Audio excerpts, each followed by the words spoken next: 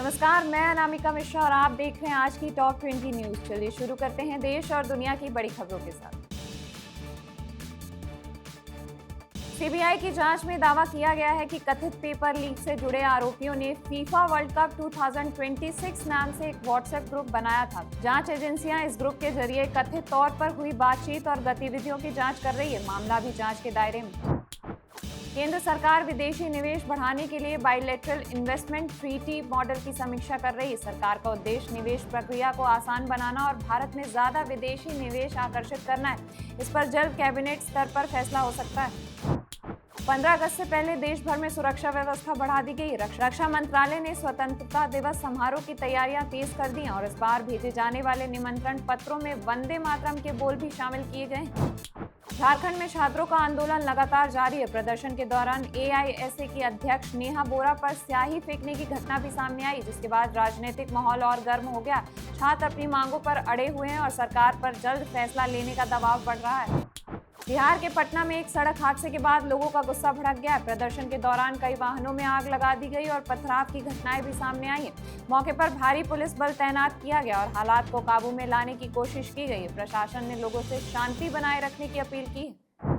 केंद्र सरकार ने सोशल मीडिया प्लेटफॉर्म के लिए संवेदनशील कंटेंट हटाने की समय सीमा और सख्त कर दी है। नए नियमों के तहत कुछ मामलों में कंपनियों को सिर्फ 2 घंटे के भीतर कार्रवाई करनी होगी। सरकार का कहना है कि इससे फेक न्यूज और आपत्तिजनक कंटेंट पर तेजी से रोक लगाने में मदद मिलेगी।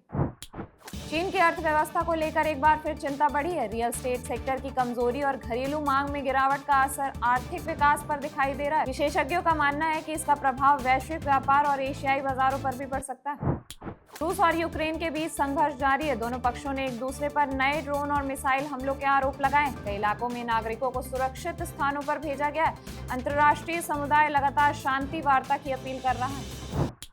मध्य पूर्व में जारी घटनाक्रम और स्ट्रेट ऑफ हॉर्मुज से जुड़े हालात पर दुनिया की नजर अब भी बनी हुई है। विशेषज्ञों का कहना है कि क्षेत्र में किसी भी नए तनाव का असर कच्चे तेल की कीमतों और वैश्विक अर्थव्यवस्था पर पड़ सकता है।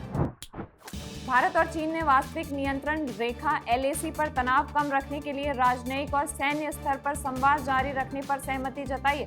विदेश मंत्रालय ने कहा है कि दोनों देश गलतफहमियों से बचने और शांति बनाए रखने के लिए संपर्क में रहेंगे। संसदीय समिति ने भारत अमेरिका प्रस्तावित द्विपक्षीय व्यापार समझौते बीटीए को जल्द अंतिम रूप देने की सिफारिश की है। सरकार का मानना है कि इससे व्यापार और निवेश को बढ़ावा मिल सकता है। कल भारतीय शेयर बाजार लाल निशान पर बंद हुआ। बीएसई सेंसेक्स 455 अंक टूटकर 78,499.17 पर बंद हुआ, जबकि एनएसई निफ्टी 67 अंक की गिरावट के साथ 24,570.65 पर बंद हुआ। वित्तीय शेयरों में बिकवा वाली कच्चे तेल की बढ़ती कीमतें और निवेशकों की सतर्कता का असर बाजार पर देखने को मिला। हालांकि पूरे सप्ताह के आधार पर दोनों प्रमुख सूचांक अब भी बढ़त में रहे। अब निवेशकों की नजर अगले सप्ताह आने वाले आर्थिक आंकड़ों और वैश्विक बाजार पर बनी रहेगी। आज यानी 8 अगस्त को सोने की कीमतों में हल्का उतार चढ़ाव देखने को मिल सकता है। एक्सपर्ट्स का मानना है कि डॉलर इंडेक्स, अमेरिकी आर्थिक आंकड़े और वैश्विक हालात गोल्ड की चाल तय करेंगे। अगर अंतर्राष्ट्रीय अनिश्चितता बढ़ती है तो सोने में मजबूती बनी रह सकती है, जबकि डॉलर मजबूत होने पर कीमतों पर दबाव आ सकता है। इसलिए खरीदारी या निवेश करने से पहले अपने शहर का ताज़ा गोल्ड रेट जरूर चेक करें।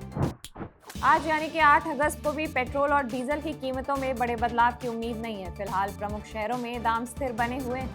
तेल कंपनियां रोज सुबह 6 बजे नए रेट जारी करती हैं, इसलिए वाहन चालक अपने शहर का ताज़ा रेट जरूर चेक करें।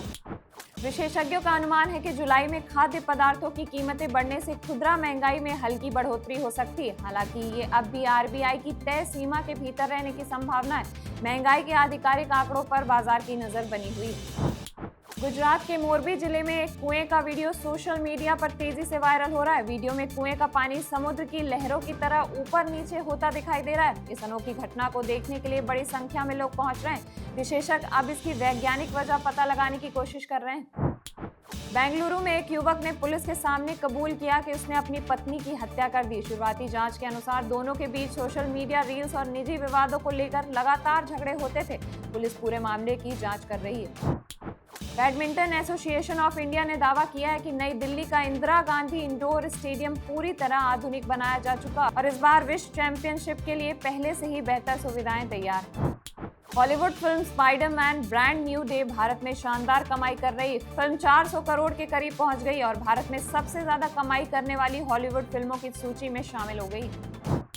दिल्ली पुलिस ने एक साइबर गैंग का भंडाफोड़ किया है, जिसने एक व्यक्ति से विदेशी पार्सल में डॉलर और सोना होने का झांसा देकर करीब 1.46 लाख रुपए की ठगी की। मामले में 4 लोगों को गिरफ्तार कर लिया गया है। आज के लिए बस इतना ही। देश और दुनिया की बाकी खबरों के लिए जुड़े रहिए बजरबट्टू दुनिया के साथ।